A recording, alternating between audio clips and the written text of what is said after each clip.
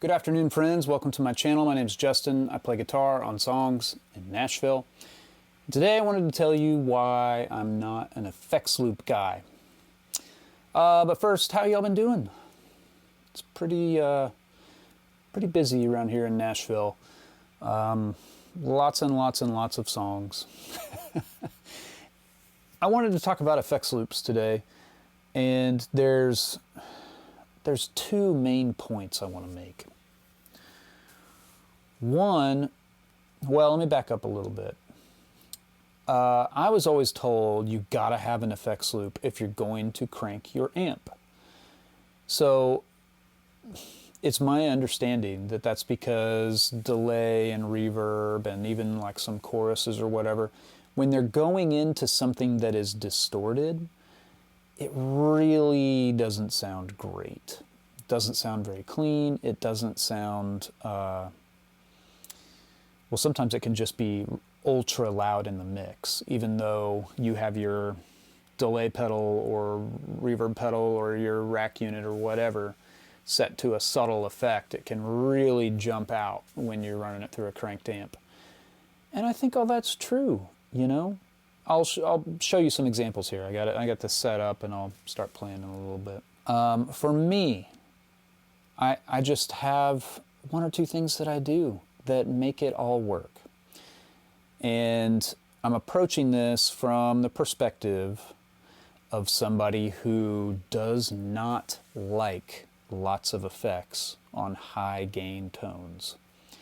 High gain tones tend to have a certain amount of compression built into them themselves, and they just sound softer, you know? The attack and the punch and like the smack of a nice clean guitar or an edge of breakup guitar just isn't there. There becomes more of a bloom, right? And so if you're riffing or you're trying to really lock in with bass and drums or something, having a ton of gain works against you. The immediacy and the pocket can change, right? So my favorite example is the intro to Back in Black. Those guitars are so clean.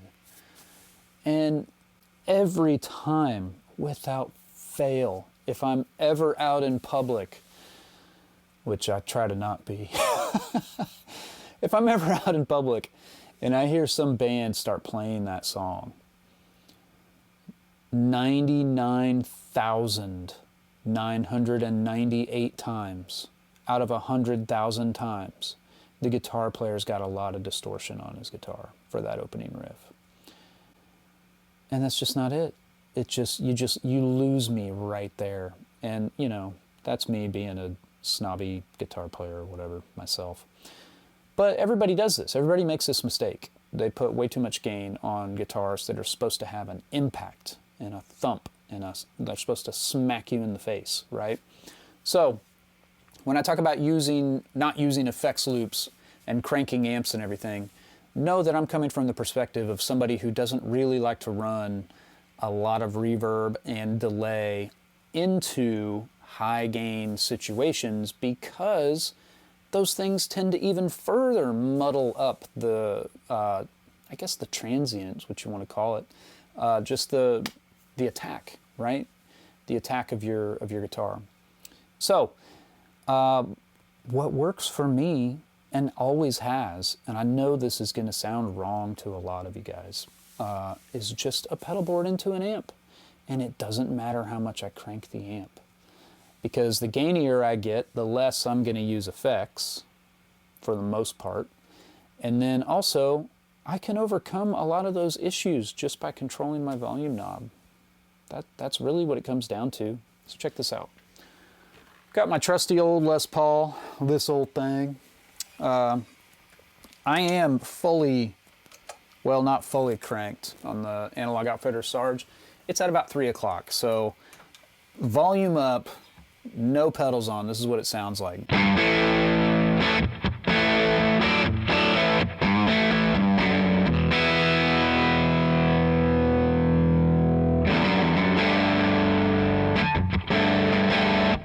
Now, that right there is way too gainy for me, for Back in Black. You know what I mean?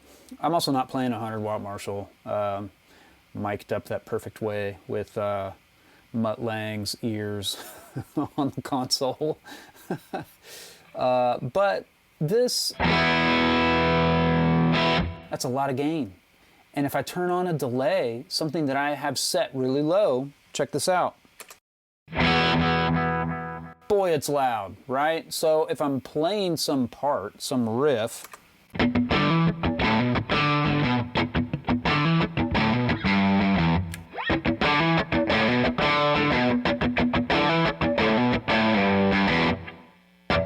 think I have a riff now.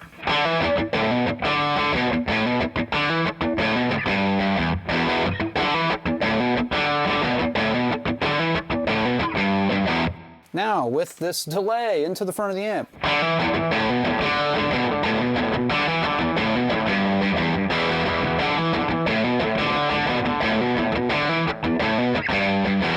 Do you hear how much it muddled it up?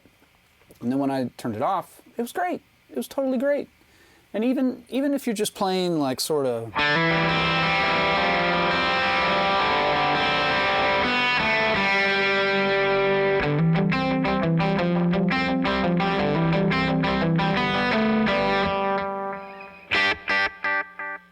You can even kind of hear how some of the repeats are pushing the front end of the amp. That's what's weird. Delay going into overdrive is makes a weird thing, you know. If you want to hear a really exaggerated version of what I don't like about this sound, turn a reverb pedal on at the front of your chain into a cranked fuzz pedal. And then you'll hear, and you know, like that's so wrong in so many ways, and sometimes it's like cool wrong. Most of the time, it's just wrong, you know? So that would be an extreme example of what I'm telling you that I don't like. Try that out and tell me what you think in the comments, because you might love it. But the thing is, if you're using a tempo-locked delay, it can be less offensive into a cranked amp because it's at least slapping back with whatever pocket you have, and if you have a decent pocket, it can be fine, you know. But all that I do, and again, the kind of parts that I play that have delay on them, I'm usually not being super aggressive. I'll just turn the volume down on the guitar.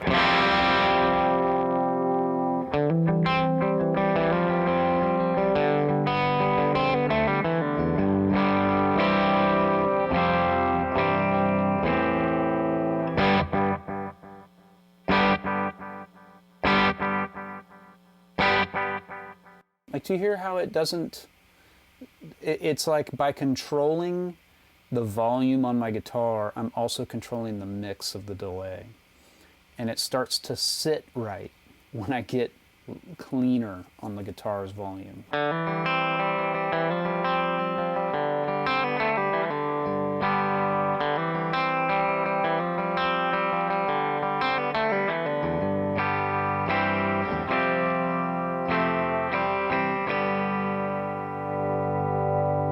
Back all the way up.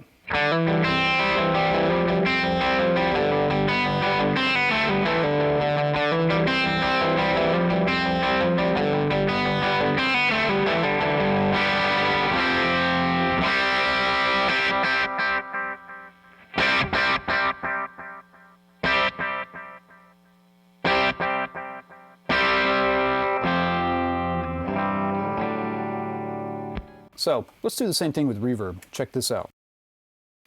So back up, I'm going to go to the neck pickup, all the way up on the volume.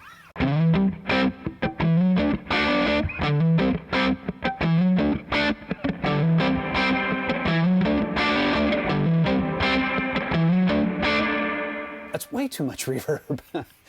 But if I back it down, you know, back down the aggression, it starts to sit better in the mix, and it's not as much of a, oh my goodness, you need an effects loop anymore, you know?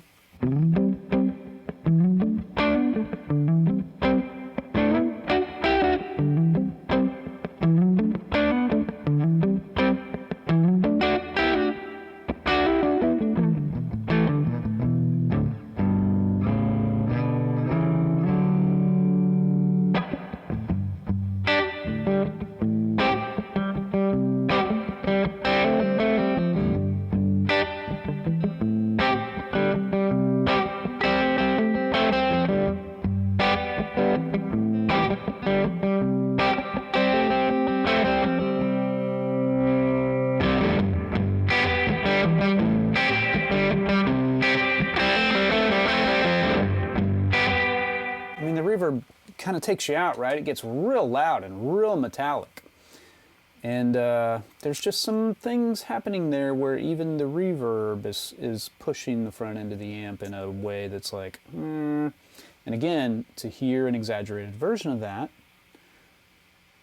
put a reverb pedal in front of a fuzz pedal, like a fuzz face, and turn the fuzz pedal all the way up, or a big muff, or whatever fuzz you like. Fuzz is awesome. Everybody needs to have a fuzz pedal.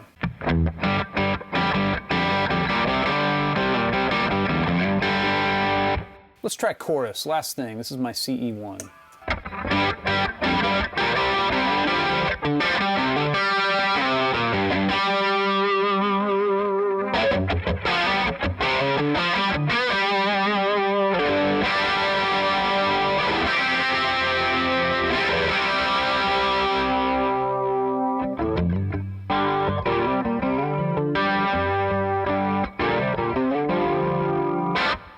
So, what's working against me here a little bit is that I have an awesome CE1, and it still sounds pretty good even through a cranked amp, in front of a cranked amp. And, you know, I'll tell you, I feel a little bad about my CE1. I'm going to end the video with this.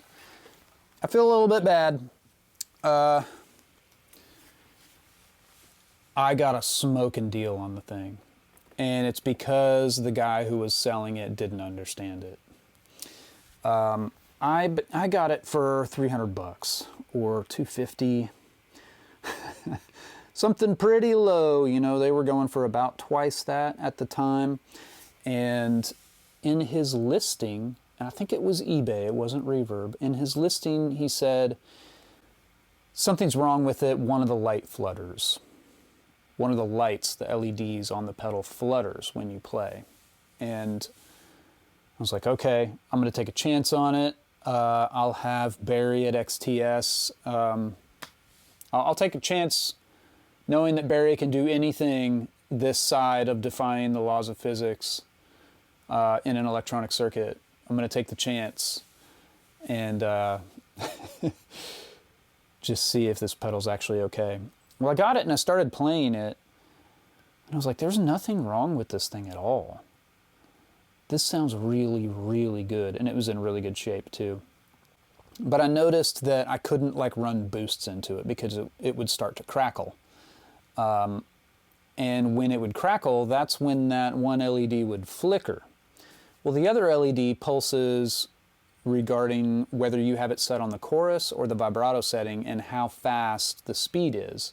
It pulses with the speed of whichever circuit you're using and whatever speed that circuit's set at. Well, the other light is really just an overload light, and it's just saying, hey, too much input, you know? And if you think of it as a deluxe memory man, right? Amazing sound. Can't take a strong signal into the front end, can't take a lot of boost or overdrive, probably doesn't even like P90s, you know, then you'll get how to use that pedal. So it turns out that there was absolutely nothing wrong with it, but because of the way he worded his listing, he got half of what he could have out of that pedal. And I have mine placed in my pedal board. It's in front of all the boosts. That's it.